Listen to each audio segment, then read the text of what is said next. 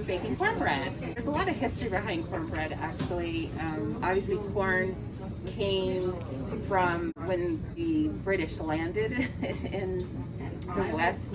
I think it's important to know our Black history around cornbread comes from slave days, where food needed to be sustainable, portable, before you go out into the fields. The critical elements that are very culturally tied to cornbread are the cornmeal and the texture of it. It's finer than what originally was made with cornbread, and also brown sugar and buttermilk. So what was left over from making butter was what became curdled and turned into buttermilk. So it was using what they had, which was corn, access to corn, the buttermilk. And when I make it at home, I use honey as the sweetener, but that's another cultural divide, is less sweet or not at all sweet is a southern white cooking, and culturally Black or historically Black recipes with cornbread have brown sugar or some source of sugar. I'm going to mix it all up, and I think it's important to make it all come together in a cast iron pan, or even a round cast iron pan to go in the oven. I'm going to get started.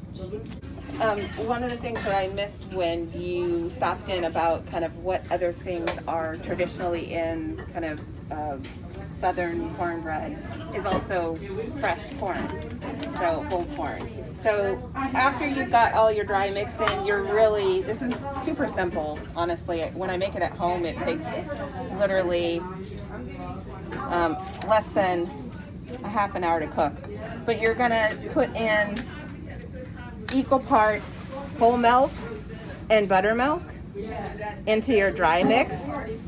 So just if you're trying to remember, everything dry goes in first, then all your liquids. For this, when I'm at home, I actually often use butter, but that's a personal preference, family preference.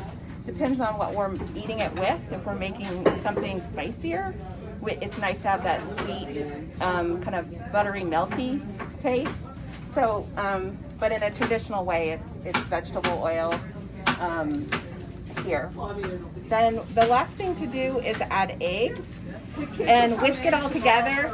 Then we'll fold in our corn and get it ready for the oven. Because it is going to be a little lumpy, you don't have to get all the lumps out. You just want to make sure it's blended thoroughly, all your dry and your wet. And I'm going to add 2 eggs. And I doubled the recipe, so I'm going to do 4. And the last thing that gets folded in is corn. Again, double recipe, 1.5 cups. And if you have folks who don't like corn, obviously you don't have to add it, but it does give a great texture and flavor to the batter. So once it's all mixed in, we're gonna go oil our lovely cast iron pans and just spoon it in. So the cornbread is ready to go in the oven, and again, I cannot underscore enough, not everybody has a cast iron pan, but it is definitely worth the investment. I love them because it seasons over time, and it makes me feel like family history is being hooked into this amazing pot.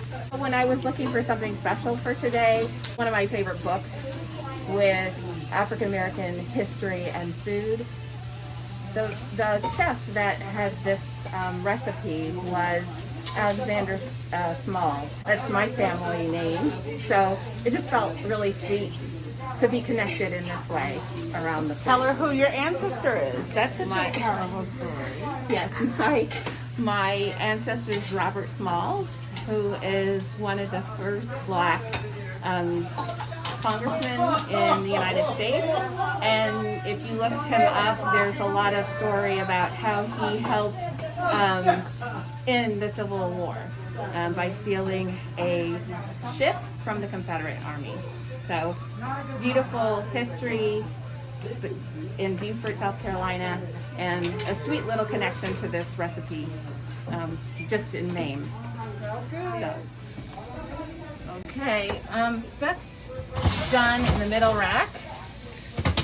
And cast iron, of course, gets very, very hot.